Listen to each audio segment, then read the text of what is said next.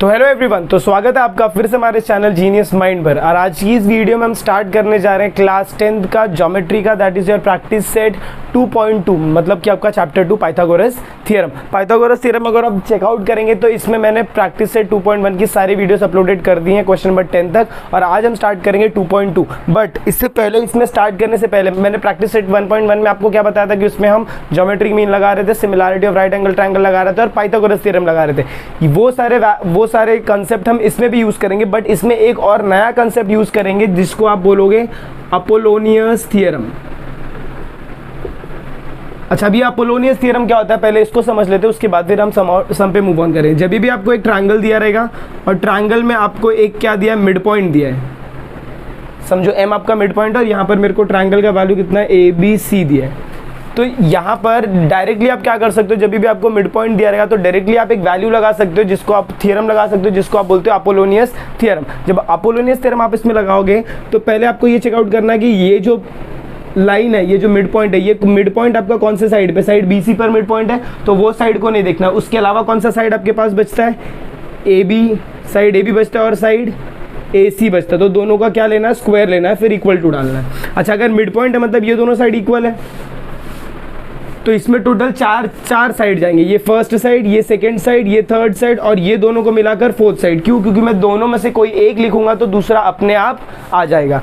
तो यहाँ पर मैंने पहले फर्स्ट साइड का स्क्वायर लिखा, फिर सेकंड साइड का स्क्वायर लिखा, अब मुझे थर्ड साइड लिखना है। थर्ड साइड क्या है, AM, तो AM का स्क्वायर लिखूंगा, बट यहाँ पर एक एक्स्ट्रा चीज आएगी, that is your 2AM square, फिर मैं डालूंगा प्लस, और यहाँ पर अब MC है और BM है, तो दोनों में से मैं कोई भी एक साइड ले लेता हूँ, तो मैं लिखता हूँ 2BM स्क्वायर, या तो फिर मैं यहाँ पर ऐसे लिख सकता हूँ 2MC स्क्वायर। दोनों में से कोई भी एक स्टेटमेंट मैं लिख सकता हूँ। तो जब आप ये स्टेटमेंट चेकआउट करते हो तो इसको आप क्या बोलते हो, अपोलोनियस थ्योरम। अब इसको सम्स में आपको डायरेक्टली अप्लाई करना, ज़्यादा कुछ मगजमारी नहीं है, खाली आपको क्या लिखना है, by using Apollonius theorem. I hope आपको ये पार्ट समझ में आया। Please take a note of this.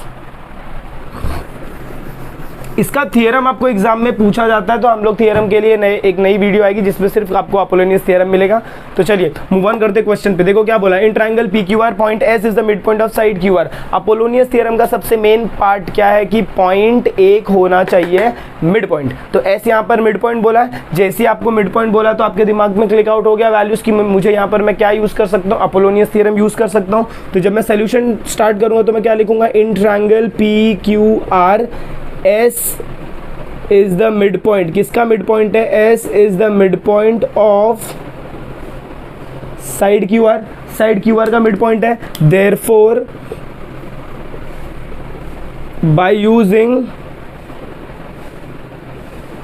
Apollonius theorem, therefore by using Apollonius theorem. तो जब आप इसमें अपोलोनियस थ्योरम लगाओगे तो क्या होगा, PQ का स्क्वायर होगा, फिर प्लस PQ का स्क्वायर आप लोगे तो उसके बाद क्या आएगा, PR स्क्वायर। तो यहाँ पर क्या आ जाएगा, PR square is equal to, अब मुझे क्या करना है, ये जो मेरा हाइट है जो मिड पॉइंट को ज्वाइन कर रहा है उसका मुझे 2 टाइम्स करना है, तो 2PS स्क्वायर लेना है, फिर प्लस लिखना है। अब QS और SR में से कोई भी एक वैल्यू लेना है। अब चेकआउट करिए, आपको फाइंड क्या करना है, आपको QR फाइंड करना है, तो चलेगा आप कोई भी एक वैल्यू ले लो। तो 2QS स्क्वायर में ले लेता हूँ, QS का वैल्यू नहीं दिया, हाँ नहीं दिया, बराबर है।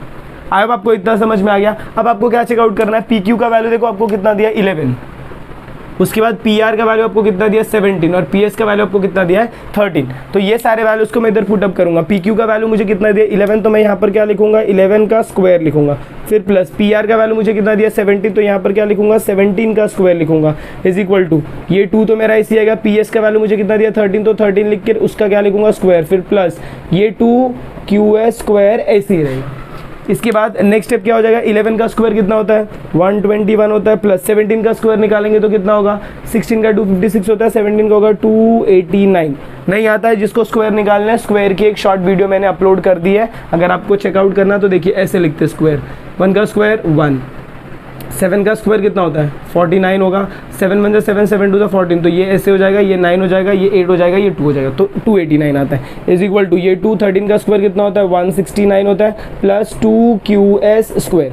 अब मुझे क्या करना है, ये 121 इसको ऐड करना है। जब मैं इसको ऐड करूंगा तो वैल्यू कितना मिलता है, 121 289, ऐड करोगे तो 9 + 1 कितना हो जाएगा, 10, 1 कैरेट, 8 + 2 10 1 11 1 1 कैरेट, और ये हो जाएगा 4। तो ये वैल्यू होता है आपका 410 इज इक्वल टू, इसका डबल करो, 100 का double double in the sense 1 6 9 into 2 कर दो तो 9 2 18 8 1 6 2 12 1 13 3 1 2 1 2 1 3, तो ये वैल्यू हो जाएगा आपका 338 प्लस 2QS स्क्वायर। अब ये 338 है, इसको इधर लेकर जाऊंगा तो माइनस होगा, तो ये होगा 410 minus 338 is equal to 2QS square. इसके बाद क्या करेंगे, जब आप इसको माइनस करोगे तो वैल्यू कितना आएगा, देखिए वैल्यू कितना है 410 और 338 है, जब मैं माइनस करूंगा तो ये हो जाएगा 10, ये हो जाएगा 0, 10 माइनस 8 2 हो जाएगा, ये हो जाएगा 10 का वैल्यू, ये हो जाएगा 3, 10 माइनस 3 कितना होगा 7 और ये वैल्यू हो जाएगा 0। तो यहाँ पर जो आपका नंबर बचता है वो 72 बचता है is equal to 2QS square.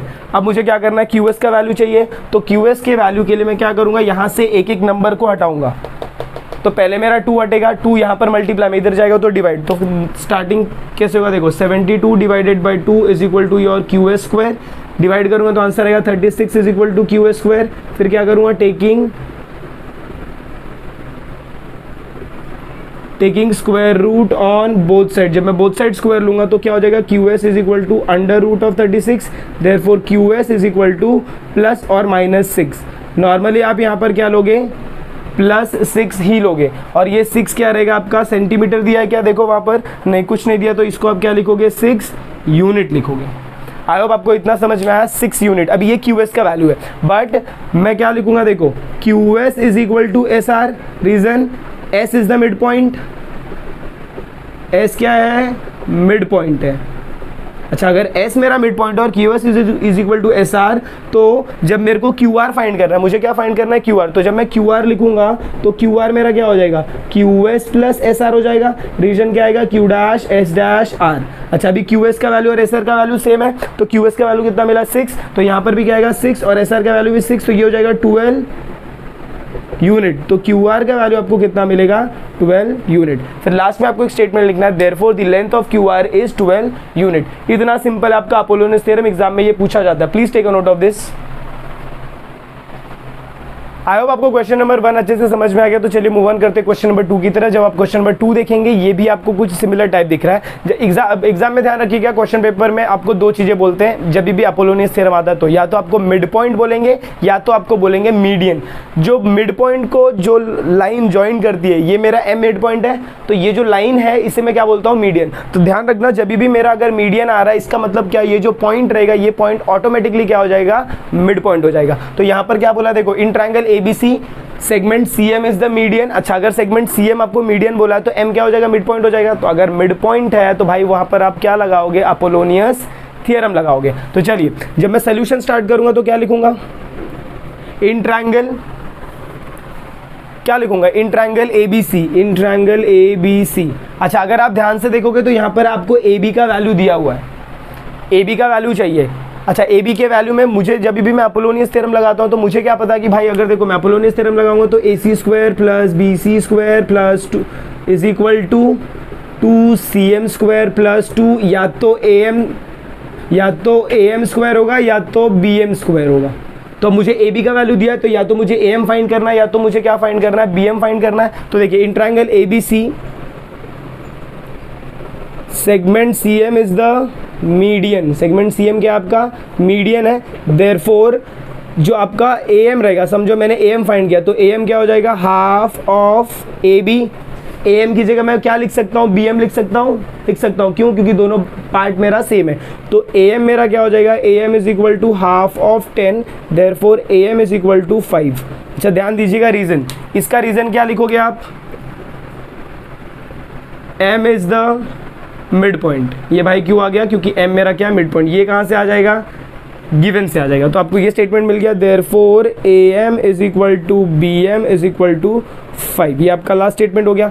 अब आप इसमें क्या लगाएंगे, Apollonius theorem. Therefore by using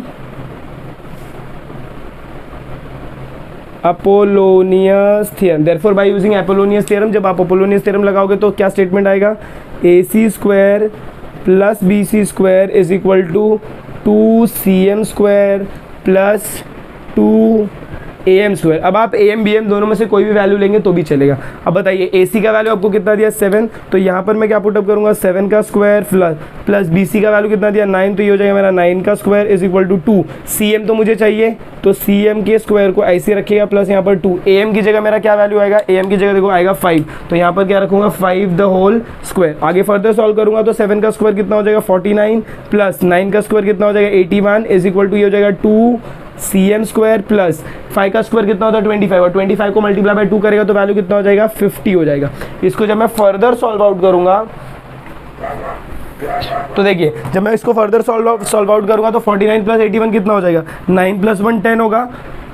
ये देखो 49 और ये हो गया आपका 81, तो ये 10 हो जाएगा, ये 1, तो 8 प्लस 4 12 113, तो ये कितना हो जाएगा 130 is equal to 2 CM square plus 50, ये प्लस 50 सेट जाएगा तो माइनस 50, तो 130 minus 50 is equal to 2 CM square हो जाएगा। और 130 माइनस 50 अगर आप करेंगे तो इसका वैल्यू आपको कितना मिलेगा 80 मिलेगा।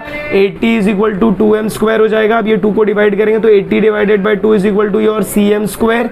इसको जब आप सॉल्व आउट करेंगे तो ये वैल्यू कितना हो जाएगा 40 CM स्क्वायर। फिर आप क्या करेंगे taking square root on both side, तो आपका नेक्स्ट स्टेप क्या रहेगा taking square root on both side. जब आप दोनों साइड स्क्वायर रूट लेंगे तो ये कितना हो जाएगा अंडर रूट ऑफ 40 और ये कितना हो जाएगा under root of CM square. तो square and square root cancel हो जाएगा। 40 को मैं कैसे लिख सकता हूँ 4 इंटू 10 लिख सकता हूँ क्या, तो इसको हम क्या लिखेंगे 4 into 10 is equal to your CM का वैल्यू। अब ये 4 जब बाहर आएगा तो ये क्या कन्वर्ट हो जाएगा 2, तो ये 2 root 10 is equal to your CM का वैल्यू। फिर लास्ट स्टेटमेंट आपका क्या आएगा therefore the length of CM is 2 root 10 unit. अगर सेंटीमीटर दिया तो सेंटीमीटर, मीटर दिया तो मीटर, अगर कुछ नहीं दिया तो आप क्या यूज करते हैं यहाँ पर यूनिट। और लास्ट का फाइनल आंसर रहेगा therefore the length of CM is, या फिर length of the median is 2 root 10 unit. I hope आपको ये क्वेश्चन समझ में आया। Please take a note of this. तो अगर आपको वीडियो पसंद आ रही है, अगर आपको ऐसा लग रहा है कि यहाँ पर कुछ इंटरेस्टिंग पढ़ाया जा रहा है, तो मेक श्योर कि आप चैनल को सब्सक्राइब कर रहे हैं और वीडियो को ज़्यादा से ज़्यादा अपने फ्रेंड्स में शेयर कर रहे हैं। मिलते हैं इसके ही कंटिन्यूएशन के साथ अगली वीडियो में। तब तक के लिए have a good day and take care.